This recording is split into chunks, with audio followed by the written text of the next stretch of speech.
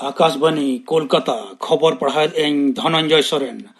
तालमा हड़मो संहार मंत्रक मेन अकादाय जहां कोविड-19 तको लोहजुरी अकान को ठेज को जा जोटेद अकान खातिर होम क्वारंटाइन रे मेना कोआ उनकुआ चिन्ह को नेल लेन खाज वीडियो रेना लगती दो बनुआ मेन खाज उनको दो मित लेकान फार्म रे साइन हुआ और मोचा रे पे पुराना मास दो तोलका हुआ क्वारंटाइन रे सेन अकान को लगिद हो हड़मो संहार मंत्रक दो नवा करते अरी को जरिए कदा माराम मंत्री मानतन नरेंद्र मोदी दो सनाम पनत रेन मुख्यमंत्री को साथ तेहें वीडियो कॉन्फ्रेंसिंग तलाते ᱧᱟᱯᱟᱢ ᱟᱠᱟᱱᱟ कोविड-19 और लॉकडाउन इदी काते गालमाराव हुई दाड़ेयाआ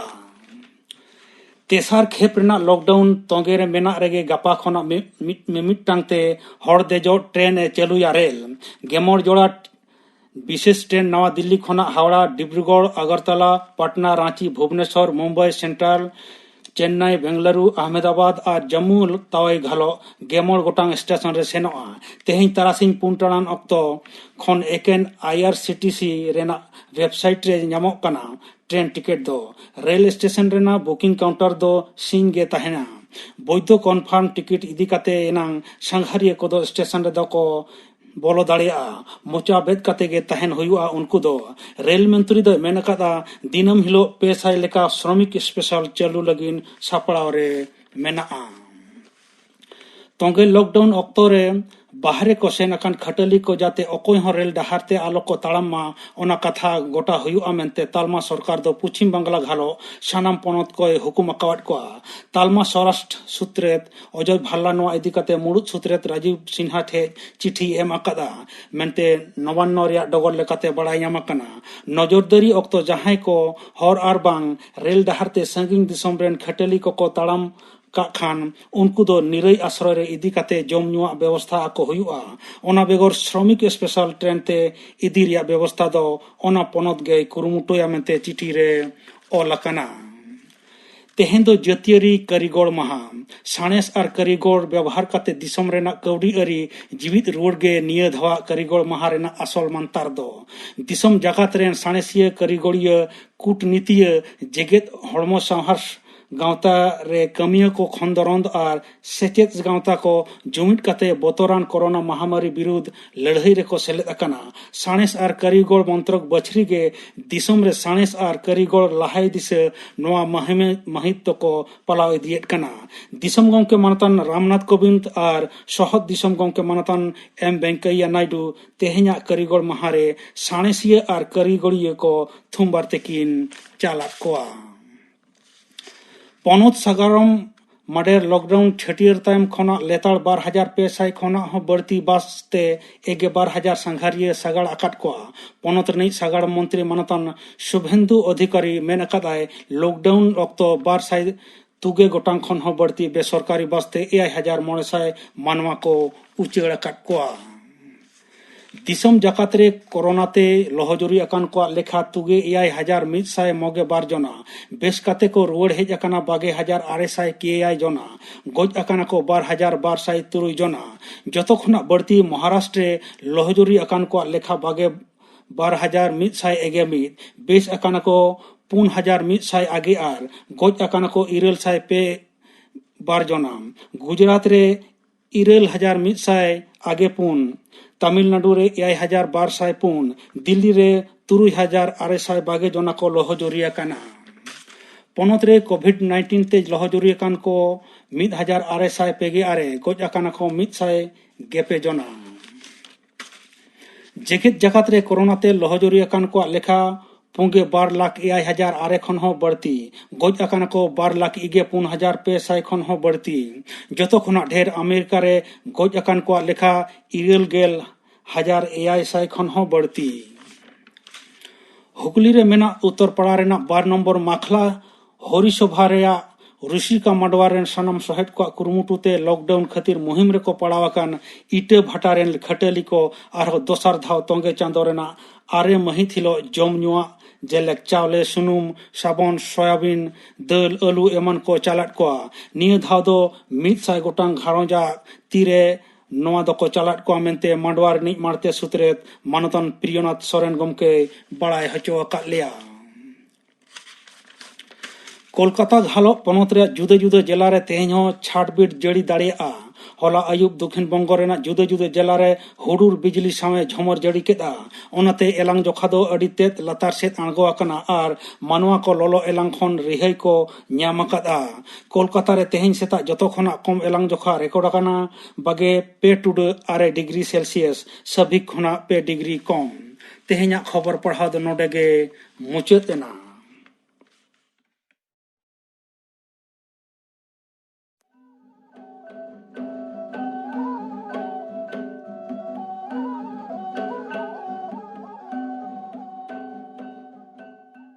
आकाशवाणी कोलकाता पनसाय मरेगेल तुरुई गेटुडे तुरुई मिटे रियाद गीतांजलि उछेन तालमा खन उछेन कान शांतारी आखड़ा पे आजमेदा निया को दिन ओका मुहिम दिन होयो कान आयमा लेकान कथा को आजमोक काना ओका दो बांग सारिया जेलेका नौकान वीडियो क्लिप ओकारे मेनोगोक काना जे सब्जी आक्रिंग को दो सब्जी से जो को चाटक कातेत से ओनारे थो कातेत को आक्रिंग इदा आर कोविड-19 को पारचावेदा नोआ कथा दो एकाल एड़े गया। नोआ कथा हो बांग सारिया जे पीएम गरीब कल्याण योजना होतेते बैंक खाता करेत ओका 900 टाका एम आकाना ओना दो हताव रुवाड़ोआ एम आकान 900 टाका दो बांग हताव रुवाड़ोआ।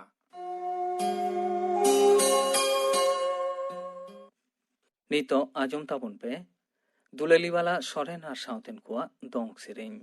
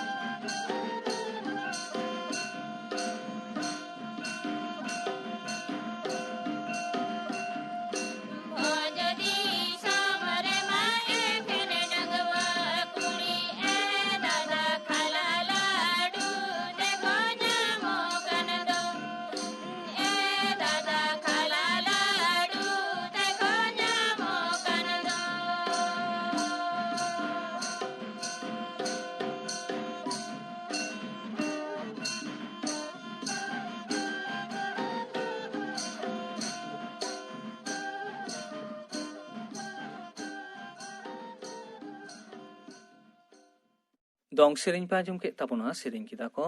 dulali bala soren ar sauten ko niye tayom ajum tabon pe handi paura theory ব্যবহার বিরুদ্ধ আয়ো হর কোয়া kami hora noa satam babot kakuli hemrom saw kuklir opor kukli redo ni fatudu तेहें सान्ताड़ी आखड़ा रे सेटेर कनाय काकोली हेम्ब्रम मा आले पाहटा खन जोहार इन पाटा कोना जोहार उनी ठेन खन के बो आंजमा जास्ती हांडी पौर व्यवहार दो आयु हर को ओकाल काते बो टेकाव दारामा ओना बाबत गालमाराव मड़ांग आंजम लगे बो नीत ऑक्तो आबो दो ओकाल कान अवस्था रे मेल गड इले आबन में ᱦᱮᱸ ᱚᱱᱟᱜᱤᱧ ᱞᱟᱹᱭᱫᱟ ᱛᱮᱦᱮᱧ ᱟᱵᱚ ᱢᱟᱹᱱᱢᱤ ᱮᱠᱵᱤᱝᱥᱚ ᱥᱚᱛᱟᱵᱫᱤ ᱨᱮᱱᱟᱜ ᱥᱚᱥᱱᱚᱜ ᱡᱩᱜᱽ ᱨᱮ ᱯᱟᱣᱲᱤ ᱜᱤᱰᱤ ᱟᱠᱟᱫᱟᱵᱚᱱ ᱫᱷᱟᱹᱨᱛᱤ ᱠᱷᱚᱱ ᱱᱤᱛᱚᱜ ᱮᱸᱜᱮᱞ ᱤᱯᱤᱞᱟᱜ ᱥᱤᱨᱡᱚᱱ ᱦᱚᱭᱞᱚᱝ ᱚᱵᱚᱥᱛᱟ ᱵᱟᱰᱟᱭ ᱞᱟᱹᱜᱤᱫ ᱞᱚᱠᱮᱴ ᱵᱚ ᱠᱩᱴᱞᱟᱹᱣ ᱮᱫᱟ ᱥᱮᱫᱟᱭ ᱥᱚᱲᱮ ᱥᱩᱛᱟᱹᱢ ᱛᱤᱡ ᱞᱮᱠᱟ ᱵᱟᱠᱷᱳᱞ ᱫᱟᱞᱟᱱ ᱵᱷᱤᱛᱨᱤ ᱨᱮᱭᱟᱲ ᱠᱩᱴᱨᱤ ᱨᱮᱱᱟᱜ ᱠᱚᱢᱯᱤᱭᱩᱴᱟᱨ ᱥᱠᱨᱤᱱ ᱨᱮ ᱚᱱᱟ ᱨᱮᱱᱟᱜ ᱚᱨᱡᱚ ᱵᱚ ᱧᱮᱞ ᱮᱫᱟ ᱵᱤᱪᱟᱨ ᱮᱫᱟᱵᱚ ᱵᱤᱥᱞᱮᱥᱚᱱ ᱮᱫᱟᱵᱚ ᱱᱚᱝᱠᱟᱱ ᱢᱩᱦᱤᱢ ᱚᱠᱛᱚ ᱨᱮ ᱟᱵᱚ ᱠᱷᱮᱨᱣᱟᱞ ᱵᱤᱨᱳᱫᱟᱹᱞᱤ ᱠᱚᱫᱚ ᱜᱮᱭᱟᱱ ᱵᱤᱜᱽᱜᱟᱱ ᱚᱞᱚᱱ ᱯᱚᱲᱦᱚᱱ ᱨᱟᱡᱽᱟᱹᱨᱤ ᱠᱷᱮᱞᱳᱰ ᱦᱮᱯᱨᱟᱣ ᱮᱢᱟᱱ ᱥᱩᱢᱩᱝ ᱫᱚ ᱵᱟᱝ ᱚᱲᱟᱜ ᱜᱷᱟᱨᱚᱸᱡᱽ ᱨᱮᱦᱚᱸ ᱵᱟᱸᱫᱮ ᱡᱚᱢ ᱧᱩ ᱛᱤᱠᱤᱨ ᱠᱚᱨᱮ ᱵᱚᱱ ᱛᱟᱭᱱᱚᱢ ᱟᱠᱟᱱᱟ ᱟᱵᱚ ᱠᱷᱮᱨᱣᱟᱞ ᱵᱤᱨᱳᱫᱟᱹᱞᱤ ᱠᱚᱣᱟᱜ ᱛᱟᱭᱱᱚᱢ ᱨᱮᱱᱟᱜ ᱠᱟᱨᱚᱱ ᱫᱚ ᱦᱩᱭᱩᱜ ᱠᱟᱱᱟ ᱦᱟᱺᱰᱤ ᱯᱟᱹᱣᱨᱟᱹ ᱧᱩ ᱱᱚᱣᱟ ᱵᱮᱜᱚᱨ ᱠᱟᱨᱚᱱ ᱠᱚᱫᱚ बेरोजगार मुरुक और बेजुवित मेंतिन मनेया अच्छा अलंगा गालमाराव रे विषय दो हुई कान तलंगा आयु हर को हांडी पौर रे व्यवहार दो ओकाल काते बो सहाया हेसे हाँ अच्छा ताहले एतहब रे दो मासे लई में हांडी पौर रे चल दो 30 कोन एहब लेना अब हर हपन तलारे हांडी निना न्यू एहब दो आडी उद बुनियत खनगे हर हपना बिनती खना बाडायोआ ठाकुर जीवा मइलो खन हासासली चेरे बेनाव लेत किना हासासली चेरे बिली खन बारिया मानमी हपन किन जानाम लिना मंचपुरी रे मानमी बोट लागिते ठाकुर दो मारांग बुरु एंते लिटो गोसाए हुकुमा देया उन जह आदवाते साकात चावले हुरुम काते टाटी झाड़ी मुडो रिना रान रहेते रानू बेनाव काते हांडी दोहो हचो लेत किना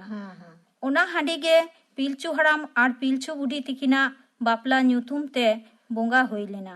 मारांग बुरु ᱧᱩᱛᱩᱢ ते उनकिना बापला जीवन सुख सहार मेनते सारीना से लिटो गडे दो बोंगा सारे हांडी फुरुते ᱧᱩᱨᱤना हुकुम लेआय अच्छा ताहले हांडी पौर निसे दो नीत अब हड़ हपन ठेन ओकाल का नेलोक कना मासे लई तोरा में बोंगा भकरा भोग लेका हांडी ᱧᱩ चलेन खान तीनों गान जुग तायनम उना हांडी जदो नितो महामारी ᱧᱩ निसोरे सेटेर आकना आबो खेरवाल बिरोदाली कतेन हांडी पौरो निसो नितो ध्वंस रेना आकारे नाम हताव आकदा निता दो अडी बढ़ती हांडी पौर को ᱧᱩᱭदा हैं निसो खातिर धन दुरीब सम्पत्ति घारंज समाज मा हेगे परिवार गिद्रो पिद्रो कोआ जम ᱧᱩ हरक बादे अलग पढ़ाव झतोगे नासा काते ᱧᱩᱛᱚᱫ भविष्यत रेबन आगु आकदा ओना दो अडी गे नेलोक कना हेसे हैं आडी गे नेलोक कना निये दो अच्छा ताहले आतो ओड़ाग करे गे तो हांडी पौर रे चल दो बढ़ती नेलोक कना अच्छा ओना को दो ओकाल कान हड़ को दो हांडी पौर जास्ती को ᱧᱩᱭदा मासे लई में आतो उड़ा रे दो नेल ᱧᱟᱢᱚᱜ आबन लाहना तुमोर हर कोआ हांडी पौरो निसो दो आडी जास्ती गिया है ओना दो आतो त्रोला रे सेन लेन खान नेलक गे है आई उमन लेन खान साई कड़ा आसीबा खर गे ᱧᱩᱭᱮ ताबोना को हाँ नुकु कोआ घारंज रे दो जम ᱧᱩ हरक बादे अलग पढ़ाव कालिकान व्यवस्था हो ठीक सही बानुआ निंखेन घारंज दो पीढ़ी के पीढ़ी तायनम तायनम इदी करा नेल इदी दबन पीढ़ी के पीढ़ी गे ओना को दो चलाव इदी कान तकोआ चासी कामी हर चाकरी बाकरी को मुद्रे हो साइकरा 50 कोन 70 भाग हर गे को ᱧᱩᱭᱮ ताबोना नुकु को मुद्रे दो 30 कोन 35 भाग हरा घारंज दो नरक दसारे गे मिनाआ हयतो जहां रे चाकरी बाकरी कना को हड़ को उनको को चला कना आतो टोला रे सेन काते अथौड़ी हांडी पौर को ᱧᱩᱭदा हेसे हां अच्छा ताले हांडी पौर निसारे न अर्जो दो ओकाल का कना मासे ओना हो कडी लेया हां अर्जो दो होय कना धरम हांडी टांडी रे ओथरिया व्यवहार कान खातिर खेरवाल बिरोदारी कोआ ओड़ा रिया जाति रिया दिसम दुनिया रिया बुगी बाड़िज खन को सहारे ताहेन होय कान ताबोना संविधान बाखरा आखान चाकरी बाकरी रिना सुजोग सुविधा अलग पढ़ाव डाक्तार इंजीनियर पढ़ाव लाफांग चाकरी खन बो वंचित कना निसो खातिर उड़ा दुवर ᱫᱷᱚᱱ ᱥᱚᱢᱯᱚᱛᱛᱤ ᱱᱟᱥᱟᱜ ᱠᱟᱱᱟ, ᱫᱷᱟᱹᱨᱛᱤ ᱫᱮᱱᱟᱛᱮ ᱯᱮᱨᱮᱡᱚᱜ ᱠᱟᱱᱟ, ᱱᱤᱥᱟᱹ ᱧᱩ ᱠᱷᱟᱹᱛᱤᱨ ᱢᱟᱱᱣᱟ ᱦᱚᱲᱢᱚ ᱨᱮ ᱵᱤᱥ ᱵᱚ ᱧᱩᱭᱮᱫᱟ, ᱨᱳᱜᱽ ᱨᱮᱵᱚᱱ ᱡᱚᱵᱮᱭᱮᱫᱟ, ᱜᱩᱡᱩᱜ ᱨᱮᱱᱟᱜ ᱦᱚᱨ ᱵᱚ ᱛᱟᱲᱟᱣ ᱡᱚᱝ ᱠᱟᱱᱟ। ᱚᱱᱟ ᱵᱟᱹᱲᱛᱤ ᱦᱟᱺᱰᱤ ᱯᱟᱹᱣᱨᱟᱹ ᱧᱩ ᱞᱮᱠᱷᱟᱱ ᱢᱟᱛᱚ ᱟᱫᱚ ᱦᱚᱲᱢᱚ ᱱᱤᱡᱚᱨ ᱤᱫᱤᱜᱼᱟ, ᱟᱫᱚ ᱵᱟᱹᱭ ᱵᱟᱹᱭᱛᱮ ᱟᱫᱚ ᱟᱫᱚ ᱜᱩᱡᱩᱜ ᱚᱱᱠᱟᱱ ᱰᱟᱦᱟᱨ ᱛᱮᱜᱮ ᱡᱮᱢᱚᱱ ᱰᱟᱦᱟᱨᱟᱣ ᱦᱩᱭᱩᱜ ᱛᱟᱵᱚᱱᱟ। ᱟᱨ ᱟᱛᱳ ᱥᱚᱢᱟᱡᱽ ᱨᱮ ᱜᱚᱡ ᱞᱮᱱᱠᱷᱟᱱ ᱢᱟ ᱰᱟᱹᱱ ᱯᱟᱸᱡᱟᱭ ᱠᱚᱣᱟ ᱵᱚᱱ, ᱱᱤᱨᱜᱷᱟᱹᱱ ᱟᱸধᱟ ᱯᱟᱹᱛᱭᱟᱹᱣ ᱢᱚᱱᱮᱨᱮ ᱥᱚᱢᱟᱡᱽ ᱨᱮᱵᱚᱱ ᱟᱹᱜᱩᱭᱮᱫᱟ। ᱟᱪᱪᱷᱟ, ᱛᱟᱦᱞᱮ ᱚᱱᱟ ᱠᱚ ᱱᱤᱥᱟᱹ ᱨᱮᱱᱟᱜ ᱛᱚ ᱵᱟᱹᱲᱤᱡ ᱚᱨᱥᱚᱝ ᱦᱚᱸ ᱢᱮᱱᱟᱜᱼᱟ। ᱟᱪᱪᱷᱟ, ᱚᱱᱟ ᱠᱚᱫᱚ ᱚᱠᱟ ᱞᱮᱠᱟ ᱛᱮᱵᱚᱱ ᱥᱟᱦᱟᱭᱟ ᱢᱟᱥᱮ ᱞᱟᱹᱭ ᱢᱮ। ᱧᱩ ᱵᱩᱞ ᱵᱟᱹᱲᱤᱡ ᱚᱨᱥᱚᱝ ᱫᱚ ᱜᱷᱟᱨᱚᱸᱡᱽ ᱨᱮᱱ ᱜᱤᱫᱽᱨᱟᱹ ᱯᱤᱫᱽᱨᱟᱹ ᱟᱨ ᱛᱤᱨᱞᱟᱹ ᱦᱚᱯᱚᱱ ᱪᱮᱛᱟᱱ ᱨᱮᱜᱮ ᱛᱟᱹᱠᱤᱡ ᱵᱟᱡᱟᱜ ᱠᱟᱱᱟ। ᱱᱤᱥᱟᱹ ᱠᱷᱟᱹᱛᱤᱨ ᱚᱲᱟᱜ ᱨᱮᱱᱟᱜ ᱫᱷᱚᱱ ᱫᱩᱨᱤᱵ ᱟᱠᱷᱨᱤᱧ ᱱᱟᱥᱟᱣ ᱞᱮᱠᱷᱟᱱ ᱚᱱᱟ ᱜᱷᱟᱨᱚᱸᱡᱽ ᱡᱚᱢ ᱧᱩ, ᱦᱚᱨᱚᱜ ᱵᱟᱸᱫᱮ, ᱵᱚᱦᱤ ᱠᱷᱟᱛᱟ ᱨᱮᱱᱟᱜ দায়িত্ব ᱛᱤᱨᱞᱟᱹ ᱦᱚᱯᱚᱱ ᱠᱚᱜᱮ ᱦᱟᱛᱟᱣ ᱦᱩᱭᱩᱜ ᱛᱟᱠᱚᱣᱟ। ᱱᱚᱛᱮ ᱥᱮᱨᱣᱟ ᱨᱮᱱᱟᱜ ᱞᱟᱠᱪᱟᱨ ᱵᱟᱧᱪᱟᱣ ᱫᱚᱦᱚᱭ ᱞᱟᱹᱜᱤᱫ ᱛᱤᱨᱞᱟᱹ ᱦᱚᱯᱚᱱ ᱠᱚᱜᱮ ᱦᱟᱺᱰᱤ ᱫᱚᱦᱚ ᱦᱩᱭᱩᱜ ᱠᱟᱱ ᱛᱟᱵᱚᱱᱟ। ᱚᱱᱟᱛᱮ ᱵᱚᱸᱜᱟ ᱯᱚᱨᱚᱵᱽ ᱦᱟᱺᱰᱤ, ᱦᱟᱯᱲᱟᱢ ᱵᱚᱸᱜᱟ ᱫᱩᱞ ᱪᱚᱰᱚᱨ ᱦᱟᱺᱰᱤ ᱴᱩᱠᱩᱡ ᱨᱮ ᱡᱟᱣᱟᱨ ᱨᱮᱫᱚ ᱵᱟᱫᱟᱞ ᱛᱮ ᱪᱩᱠᱟᱹᱜ ᱨᱮᱵᱚᱱ ᱫᱚᱦᱚᱭ ᱢᱟ। ᱪᱷᱟᱹᱴᱭᱟᱹᱨ, ᱵᱤᱦᱟᱹ ᱵᱟᱯᱞᱟ, ᱞᱚᱠᱛᱟ ᱵᱷᱟᱸᱰᱟᱱ ᱠᱚᱨᱮ ᱴᱷᱟᱹᱣᱠᱟᱹ ᱦᱟᱺᱰᱤ ᱦᱚᱸ ᱢᱟᱺᱡᱷᱤ ᱜᱟᱞᱢᱟᱨᱟᱣ ᱨᱮᱱ ᱜᱩᱱᱤ ᱵᱟᱵᱟ ᱢᱚᱬᱮ ᱠᱚ ᱢᱚᱱ ᱠᱚ ᱞᱮᱠᱟ ᱦᱟᱺᱰᱤ ᱵᱚ ᱫᱚᱦᱚᱭ ᱢᱟ। ᱟᱨ ᱱᱚᱣᱟ ᱫᱚ ᱢᱟᱺᱡᱷᱤ ᱵᱟᱠᱚᱞ ᱨᱤᱱᱤᱡ ᱢᱟᱺᱡᱷᱤ ᱵᱩᱰᱷᱤ ᱴᱷᱮᱱ ᱜᱮ ᱞᱟᱲᱟᱣᱱᱟ ᱮᱦᱚᱵ ᱦᱩᱭᱩᱜ ᱫᱚᱨᱠᱟর। ᱡᱟᱦᱟᱸ ᱠᱚᱨᱮᱱ ᱪᱷᱟᱛᱟ ᱫᱟᱨᱮ ko ᱵᱩᱞᱟᱹᱜ ᱠᱟᱱᱟ ᱩᱱᱠᱩ ᱠᱚᱫᱚ ᱱᱤᱥᱟᱹ ᱠᱷᱚᱱ ᱫᱩᱜ ᱞᱟᱹᱜᱤᱫ ᱢᱟᱺᱡᱷᱤ ᱜᱟᱶᱞᱟ ᱨᱮ ᱜᱟᱞᱢᱟᱨᱟᱣ ᱠᱟᱛᱮ ᱥᱚᱞᱦᱮ ᱨᱮᱱᱟᱜ ᱰᱟᱦᱟᱨ ᱟᱹᱜᱩ ᱦᱩᱭᱩᱜ ᱛᱟᱵᱚᱱᱟ। ᱟᱪᱪᱷᱟ, ᱛᱟᱦᱞᱮ ᱟᱨᱦᱚᱸ ᱵᱚᱱ ᱧᱮᱞᱟ ᱛᱚ ᱦᱟᱴ ᱯᱟᱛᱟ ᱯᱚᱨᱚᱵᱽ ᱥᱮ ᱦᱤᱡᱩᱜ ᱥᱮᱱᱚᱜ ᱦᱚᱨ ᱫᱷᱟᱨᱮ ᱠᱚᱨᱮ ᱦᱟᱺᱰᱤ ᱯᱟᱹᱣᱨᱟᱹ ᱟᱠᱷᱨᱤᱧ ᱵᱚᱱ ᱧᱮᱞ ᱠᱚᱣᱟ, ᱦᱮᱸᱥᱮ? ᱚᱱᱟ ᱠᱚᱫᱚ ᱛᱤᱱᱟᱹᱜ ᱡᱚᱛᱷᱟᱛᱟ? ᱡᱟᱦᱟᱸᱭ ᱟᱭᱳ ᱢᱤᱥᱤ ᱠᱚ ᱠᱟᱹᱣᱰᱤ ᱞᱟᱹᱜᱤᱫ ᱫᱷᱚᱨᱚᱢ ᱨᱮᱱᱟᱜ ᱦᱟᱴ ᱨᱮ, ᱵᱟᱴ ᱨᱮ, ᱥᱴᱮᱥᱚᱱ ᱨᱮ, ᱥᱚᱲᱚᱠ ᱫᱷᱟᱨᱮ ᱨᱮ, ᱠᱮᱱᱮᱞ ᱟᱲᱮ ᱨᱮ, ᱪᱷᱟᱛᱟ ᱨᱮ, ᱯᱟᱛᱟ ᱨᱮ ᱦᱟᱺᱰᱤ ᱵᱚ ᱟᱠᱷᱨᱤᱧ ᱮᱫᱟ, ᱚᱱᱟ ᱫᱚ ᱵᱟᱜᱤᱱ ᱫᱚᱨᱠᱟর ᱠᱟᱱ ᱛᱟᱵᱚᱱᱟ। ᱪᱮᱫᱟᱜ ᱵᱟᱝᱢᱟ ᱟᱠᱷᱨᱤᱧ ᱟᱭᱳ ᱢᱤᱥᱤ ᱠᱚᱣᱟᱜ ᱠᱟᱹᱣᱰᱤ ᱟᱭ ᱦᱩᱭᱩᱜ ᱠᱟᱱ ᱨᱮᱦᱚᱸ ᱮᱴᱟᱜ ᱟᱭᱳ ᱢᱤᱥᱤ ᱠᱚᱣᱟᱜ ᱥᱚᱝᱥᱟᱨ ᱱᱟᱥᱟᱜ ᱠᱟᱱ ᱛᱟᱠᱚᱣᱟ। ᱦᱮᱸ, ᱥᱚᱝᱥᱟᱨ ᱢᱟ ᱱᱟᱥᱟᱜ ᱠᱟᱱ ᱜᱮ। ᱟᱪᱪᱷᱟ, ᱚᱸᱰᱮ ᱛᱚ ᱟᱨᱦᱚᱸ ᱠᱩᱠᱞᱤ ᱦᱚᱸ ᱦᱮᱡ ᱫᱟᱲᱮᱭᱟᱜᱼᱟ, ᱛᱟᱦᱞᱮ ᱡᱟᱦᱟᱸᱭ ko ᱦᱟᱺᱰᱤ ᱯᱟᱹᱣᱨᱟᱹ ko ᱟᱠᱷᱨᱤᱧ ᱮᱫᱟ ᱩᱱᱠᱩᱣᱟᱜ ᱫᱚ ᱴᱟᱠᱟ ᱯᱚᱭᱥᱟ ᱟᱭ ᱦᱩᱭᱩᱜ ᱠᱟᱱ ᱛᱟᱠᱚᱣᱟ, ᱛᱟᱦᱞᱮ ᱩᱱᱠᱩ ᱫᱚ ᱟᱫᱚ ᱪᱤᱠᱟᱹᱛᱮᱠᱚ ᱪᱟᱞᱟᱣᱟ, ᱛᱟᱭᱛᱚ? ᱚᱱᱟ ᱛᱮᱞᱟ ᱨᱮᱫᱚᱧ ᱢᱚᱱᱮᱭᱟ ᱱᱤᱛᱚᱜ ᱵᱷᱟᱨᱚᱛ ᱥᱚᱨᱠᱟর ᱨᱮᱸᱜᱮᱡ ᱫᱚᱥᱟ ᱵᱮᱨᱳᱡᱽᱜᱟᱨ ᱠᱷᱚᱱ ᱫᱩᱜ ᱞᱟᱹᱜᱤᱫ ᱟᱭᱢᱟ ᱯᱟᱱᱛᱷᱟᱭ ᱦᱟᱛᱟᱣ ᱟᱠᱟᱫᱟ। ᱚᱱᱟ ᱠᱚᱫᱚ ᱵᱤᱰᱤᱳ, ᱡᱮᱞᱟ ᱯᱚরিষদ, পঞ্চায়েত সমিতি, ব্যাংক, পঞ্চায়েত, ল্যাম্পস তালাতে কামিক কানা। যেমন 65 সেরমা উমেরান কো হল লাगित ᱫᱚ অন্নপূর্ণা যোজনা, জাতীয় বার্ধক্য যোজনা, রেᱸᱜᱮᱡ নাচার কো লাগি অন্তর্দয় অন্নপূর্ণা যোজনা, সম্পূর্ণ গ্রামীণ রোজগার যোজনা, খয়রাতি প্রকল্প। আচ্ছা, তাহলে নোয়া কো নুনাᱹᱜ প্রকল্প ᱨᱮᱭᱟᱜ ᱠᱟᱛᱷᱟ, নুনাᱹᱜ যোজনা ᱠᱚ ᱨᱮᱭᱟᱜ ᱠᱟᱛᱷᱟ, ᱚᱱᱟ ᱠᱚᱫᱚ ᱚᱠᱟ ᱠᱚᱨᱮ ᱥᱮᱱ ᱞᱮᱱᱠᱷᱟᱱ ᱧᱟᱢᱚᱜᱼᱟ, ᱚᱱᱟ ᱦᱚᱸ ᱠᱟᱹᱴᱤᱡ ᱞᱟᱹᱭ ᱛᱚᱨᱟ ᱢᱮ। ᱚᱱᱟ ᱯᱨᱚᱠᱚল্ᱯᱚ ᱠᱚᱫᱚ পঞ্চায়েত রেবন ᱪᱟᱞᱟᱣ ᱞᱮᱱᱠᱷᱟᱱ ᱜᱮ ᱚᱸᱰᱮ ᱠᱷᱚᱱ ᱜᱮ ᱡᱷᱚᱛᱚ ᱠᱤᱪᱷᱩ ᱵᱚ ᱧᱟᱢ ᱫᱟᱲᱮᱭᱟᱜᱼᱟ, ᱵᱟᱰᱟᱭ ᱫᱟᱲᱮᱭᱟᱜᱼᱟ। ᱟᱨ ᱡᱮᱢᱚᱱ ᱢᱮᱱᱟᱜᱼᱟ ᱫᱤᱥᱚᱢ ᱴᱚᱞᱟ ᱠᱚᱨᱮ ᱫᱚ ᱞᱮম্ᱯᱥ ᱢᱟᱫᱽᱫᱷᱚᱢ ᱛᱮ ᱥᱩᱠᱨᱤ ᱢᱮᱨᱚᱢ ᱥᱤᱢ ᱟᱹᱥᱩᱞ প্রকল্প, সাকাম বিডো প্রকল্প, নেᱜ নিয়ে প্রকল্প, ᱚᱱᱟ ᱠᱚᱦᱚᱸ আমরা বিডিও বা জেলা পরিষদ মাধ্যম থেকে ᱵᱚᱱ ᱵᱟᱰᱟᱭ ᱧᱟᱢ ᱫᱟᱲᱮᱭᱟᱜᱼᱟ। ᱡᱟᱹᱥᱛᱤ ᱦᱟᱺᱰᱤ ᱯᱟᱹᱣᱨᱟᱹ ᱵᱮᱣᱦᱟᱨ ᱫᱚ ᱛᱟᱦᱞᱮ ᱚᱠᱟ ᱞᱮᱠᱟ ᱛᱮᱵᱚ ᱴᱮᱠᱟᱣ ᱫᱟᱨᱟᱢᱟ, ᱢᱟᱥᱮ ᱛᱟᱦᱞᱮ ᱞᱟᱹᱭ ᱜᱚᱫ ᱟᱵᱚᱱ ᱢᱮ। ᱟᱵᱚ ᱠᱷᱮᱨᱣᱟᱞ ᱵᱤᱨᱟᱹᱫᱟᱹᱞᱤ ᱠᱚᱫᱚ ᱪᱩᱠᱟᱹᱜ ᱨᱮᱱᱟᱜ ᱦᱟᱺᱰᱤ ᱫᱩᱞ ᱪᱚᱰᱚᱨ ᱥᱮᱨᱣᱟ ᱠᱟᱱ ᱛᱟᱵᱚᱱᱟ। ᱯᱚᱨᱚᱵᱽ ᱵᱤᱦᱟᱹ ᱵᱚᱸᱜᱟ ᱦᱟᱺᱰᱤ ᱫᱚ ᱪᱩᱠᱟᱹᱜ ᱨᱮᱜᱮ ᱵᱚ ᱫᱚᱦᱚᱭ ᱢᱟ। ᱵᱚᱸᱜᱟ ᱵᱩᱨᱩ ᱤᱛᱟᱹᱫ ᱥᱟᱨᱮᱡ ᱦᱟᱺᱰᱤ ᱯᱷᱩᱲᱩᱜ ᱛᱮ ᱪᱩᱠᱲᱩᱜ ᱛᱮ ᱧᱩ ᱦᱟᱹᱴᱤᱧ ᱪᱮᱯᱮᱡ ᱦᱟᱹᱴᱤᱧ ᱢᱟᱵᱚᱱ। ᱦᱚᱲ ᱦᱚᱯᱚᱱᱟᱜ ᱱᱟᱜᱟᱢ ᱨᱮ ᱯᱳᱣᱨᱟᱹ ᱵᱮᱵᱚᱦᱟᱨ ᱫᱚ ᱵᱟᱹᱱᱩᱜ ᱟᱠᱟᱫ ᱛᱟᱵᱚᱱᱟ। ᱯᱳᱣᱨᱟᱹ ᱵᱮᱜᱚᱨ ᱞᱟᱠᱪᱟᱨ ᱜᱮ ᱟᱵᱚᱣᱟᱜ ᱫᱷᱚᱨᱚᱢ। ᱯᱳᱣᱨᱟᱹ ᱵᱮᱵᱚᱦᱟর ᱫᱚ বেধরম কামি, পাপ কামি কান তাবনা। হাপেন কিরিহি কঠেন আবো ঠেন কিরিয় দহ ᱦᱩᱭᱩᱜ ᱛᱟᱵᱚᱱᱟ ᱡᱮ ᱯᱳᱣᱨᱟᱹ ᱵᱮᱜᱚᱨ ᱥᱚᱢᱟᱡᱽ ᱜᱮ ᱟᱵᱚᱣᱟᱜ ᱵᱷᱟᱜᱮ ᱥᱚᱢᱟᱡᱽ ᱛᱟᱵᱚᱱ। ᱫᱩᱞ ᱪᱚᱰᱚᱨ ᱦᱟᱺᱰᱤ ᱠᱟᱞᱪᱟᱨ ᱜᱮ ᱥᱟᱹᱨᱤ ᱥᱟᱨᱱᱟ ᱫᱷᱚᱨᱚᱢ ᱠᱟᱱ ᱛᱟᱵᱚᱱᱟ। ᱢᱩᱪᱟᱹᱫ ᱨᱮ ᱱᱤᱭᱟᱹᱜᱤᱧ ᱞᱟᱹᱭᱟ ᱯᱚᱱᱰᱤᱛ ᱨᱚᱜᱷᱩᱱᱟᱛᱷ ᱢᱩᱨᱢᱩ ᱜᱚᱝᱠᱮᱭᱟᱜ ᱞᱟᱠᱪᱟᱨ ᱥᱮᱨᱮᱧ ᱜᱮ ᱥᱞᱳᱜᱟᱱ ᱦᱤᱥᱟᱹᱵ ᱛᱤᱧ ᱞᱟᱹᱭᱟ, ᱫᱷᱚᱨᱚᱢ ᱨᱮᱱᱟᱜ ᱦᱟᱺᱰᱤ ᱧᱩ ᱫᱚᱵᱚᱱ ᱧᱩᱭ ᱜᱮ, ᱟᱹᱛᱷᱟᱹᱲᱤᱭᱟᱹ ᱧᱩ ᱫᱚ ᱢᱮᱱᱠᱷᱟᱱ ᱵᱟᱝᱜᱮ ᱵᱩᱜᱤᱭᱟ। ᱡᱤᱣᱤ ᱨᱮ ᱦᱚᱲᱢᱚ ᱨᱮ ᱵᱤᱥ ᱞᱮᱠᱟᱭ ᱠᱟᱹᱢᱤ ᱡᱚᱠᱷᱚᱱ ᱡᱟᱹᱱᱤᱡ ᱨᱟᱱ ᱞᱮᱠᱟ ᱧᱩ ᱜᱮᱵᱚᱱ ᱧᱩᱭᱟ। ᱟᱪᱪᱷᱟ, ᱟᱭᱳ ᱦᱚᱲ ᱠᱚ ᱡᱟᱹᱥᱛᱤ ᱦᱟᱺᱰᱤ ᱯᱟᱹᱣᱨᱟᱹ ᱵᱮᱣᱦᱟᱨ ᱚᱠᱟ ᱞᱮᱠᱟ ᱨᱮᱵᱚ ᱴᱮᱠᱟᱣ ᱫᱟᱨᱟᱢᱟ, ᱚᱱᱟ ᱤᱫᱤ ᱠᱟᱛᱮ ᱟᱹᱰᱤ ᱜᱟᱱ ᱠᱟᱛᱷᱟ ᱠᱚᱜᱮ ᱵᱚ ᱟᱸᱡᱚᱢ ᱠᱮᱫᱟ। ᱛᱮᱦᱮᱧ ᱫᱚ ᱛᱟᱦᱞᱮ ᱱᱤᱱᱟᱹᱜ ᱜᱮ, ᱢᱟ ᱮᱱᱠᱷᱟᱱ ᱟᱞᱮ ᱯᱟᱦᱴᱟ ᱠᱷᱚᱱ ᱡᱚᱦᱟᱨ। ᱤᱧ ᱯᱟᱦᱴᱟ ᱠᱷᱚᱱ ᱡᱚᱦᱟᱨ। ᱟᱸᱡᱚᱢ ᱠᱮᱫ ᱛᱟᱵᱚᱱᱟᱯᱮ ᱦᱟᱺᱰᱤ ᱯᱟᱹᱣᱨᱟᱹ ᱛᱷᱟᱹᱨᱤ ᱵᱮᱵᱚᱦᱟᱨ ᱵᱤᱨᱩᱫᱽ ᱟᱭᱳ ᱦᱚᱲ ᱠᱚᱣᱟᱜ ᱠᱟᱹᱢᱤ ᱦᱚᱨᱟ ᱱᱚᱣᱟ ᱥᱟᱛᱟᱢ ᱵᱟᱵᱚᱫ ᱠᱟᱠᱚᱞᱤ ᱦᱮᱢᱵᱨᱚᱢ ᱥᱟᱶ ᱠᱩᱠᱞᱤ ᱨᱚᱯᱚᱲ ᱠᱩᱠᱞᱤ ᱨᱮᱫᱚᱭ ᱛᱟᱦᱮᱸ ᱠᱟᱱᱟ ᱱᱤᱵᱷᱟ ᱴᱩᱰᱩ। नोवेल कोरोना वायरस माने कोविड-19 साव जोपड़ाव कथा आतो दिसोम रेन सरपंच को लगित खबर एटा पोनत से शहर जिला खन हेज अकान हड़ को कोविड-19 बाबते नोआ कथा को लयाकु पे अपनार तालारे मीटर से पे मुका तुफात दोहय पे मु मोचा में औड़ी पथौड़ी आलोपे जोटे दोआ ती दो सबुन ते बारे बारे 12 टिणी से 12 सेकंड माने 20 सेकंड हबी अरुबो पे खो से अछिम जोखे रुमाल किचरिक ते बेदक पे आर बांखान भितरी मुकाते एसे दक पे कोविड-19 खन बांचाव लगी आशा कमिया कोठेन सोलहा हताव पे आर बढ़ती बडाई जोंग लगी जिला मजिस्ट्रेट आर बांखान चीफ मेडिकल ऑफिसर साव गालमराव पे से जोगाजोग पे आर बांखान भारत सरकार हेल्पलाइन नंबर 10 रे फोन पे तेहिया खरारिया मुचे रे तबन आजम को लेगे बाबूलाल सोरेन आर साउतेन को लागटे सेरेन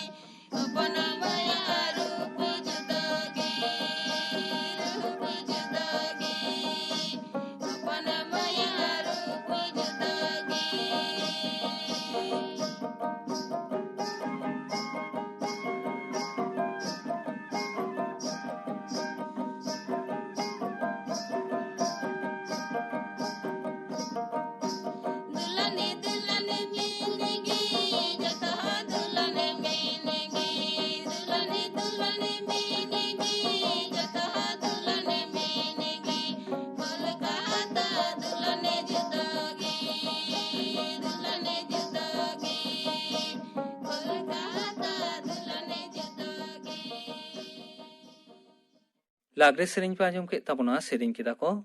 बाबूलाल सोरेन आर साउतेन को नोआ साउते के तेहिया शांतारी आखड़ा दो नोंडे के मुचेद एना।